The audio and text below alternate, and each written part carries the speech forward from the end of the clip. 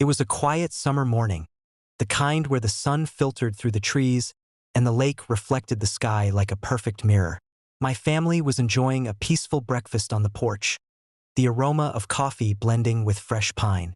But peace is often a fragile illusion when Karen number 30 is involved. That morning, I noticed unusual movement near the property line. A familiar sight. Karen had arrived, clipboard in hand, accompanied by a crew of laborers she claimed were authorized by the HOA. Their target, a majestic old oak tree that had stood for decades on my property, providing shade, beauty, and wildlife habitat. Karen believed she could cut it down without permission, convinced that her authority overrules law, common sense, and ownership. I approached calmly, letting the full weight of authority be known.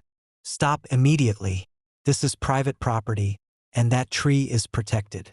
Any attempt to cut it down will be considered destruction of private property and will have legal consequences. Karen waved dismissively. I don't care. The HOA has rules about safety and aesthetics. That tree has to go. I took a slow breath and stepped closer, holding up the property deed and documents verifying the tree's protected status. You don't have the authority to enforce your rules here. Leave or law enforcement will be involved immediately. Her crew hesitated, glancing nervously at me, but Karen's hubris was unmatched. She signaled the chainsaws to start. Sparks flew as the first cuts were made, and I realized she had truly underestimated both my preparation and my tactical foresight. I calmly pressed a button on the remote control I had hidden in my jacket. Suddenly, mechanical winches attached to the tree triggered, precisely calculating the direction of the fall. This wasn't just strategy, it was preparation with consequence.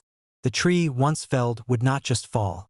It would fall where it needed to as a final lesson in boundaries. Karen's face changed from confidence to horror as the massive oak shifted. Stop! Stop! She screamed, but the chainsaws were already stalled, the mechanical guidance taking over. The tree began to topple in slow, inevitable motion, falling not onto the property line or the lake, but squarely toward her own house, a house she had arrogantly claimed was safe from the consequences of her actions. Time slowed.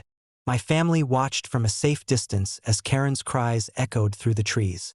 The tree crashed into her roof with a tremendous force, splintering timber and sending a cloud of debris skyward.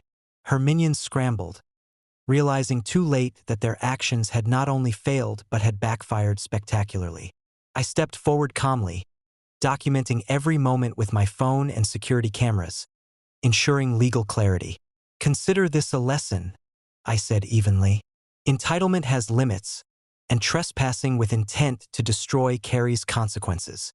By the time local authorities arrived, alerted in advance by my family, the scene was chaotic for Karen but controlled from our side. Damage assessments were made, statements taken, and it became clear that her reckless attempt to assert HOA authority had caused more harm to herself than to my property.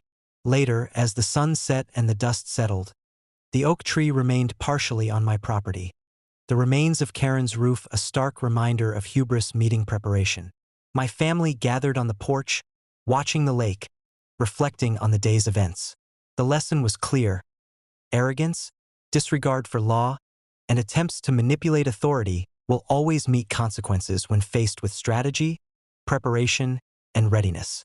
Karen number 30 had underestimated the combination of legal ownership, planning, and tactical foresight. She had assumed entitlement would shield her from consequence, and had learned the hard way that preparation always trumps audacity. By evening, the property was calm, secure, and peaceful once more. My family's authority was reaffirmed, boundaries respected, and the HOA had received yet another unambiguous lesson. Trespass, destruction, or overreach will always be met with decisive action. Karen's cries and humiliation would echo in the neighborhood for weeks, a stark reminder that when property, preparation, and law intersect, the results are inescapable.